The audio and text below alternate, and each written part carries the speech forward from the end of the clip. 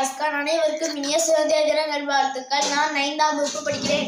பழைய நம் மறவா பண்பால் பண்பாடு போற்றும் சிறப்பால் தமிழ்பால் மீது கொண்ட விற்பால் அறத்துப்பால் மீதுள்ள ஈர்ப்பால் பொருட்பால் கிடைத்த மனைப்பால் இன்பத்துப்பால் நடக்கும் உள்ளன்பால் நாவும் இனிக்கட்டும் கரும்பால் புவியெங்கும் மொழிக்கட்டும் தமிழ்பால் இணைப்பால் இருகரும் குவிப்பால் வரவேற்கிறேன் அனைவரையும் இருந்தால். நான் பேச வந்துள்ள தலைப்பு சுதந்திர தின பேச்சு போட்டி. ஆகஸ்ட் 15ஆம் நாள் இது ஒரு சாதாரண நாள் அல்ல. அன்று பல பேர் தங்கள் இன்னுயிரை தானம் செய்து நமக்காக சுதந்திரத்தை பெற்று தந்த ஒரு புனித நாள். ஜாதி மத பேதங்களை கடந்து ஒவ்வொரு இந்திய குடிமகனும் சுதந்திர காற்றை கர்வத்தோடு சுவாசிக்க துவங்கிய நாள். நாம் சுதந்திரமாக மகிழ்ச்சியாக இருக்கும் அதே வேளையில் 1947 ஆகஸ்ட் 15ஆம் தேதிக்கு முன்பு நம் முன்னோர்கள் நம் நலனுக்காக பல துன்பங்களை அனுபவித்தனர்.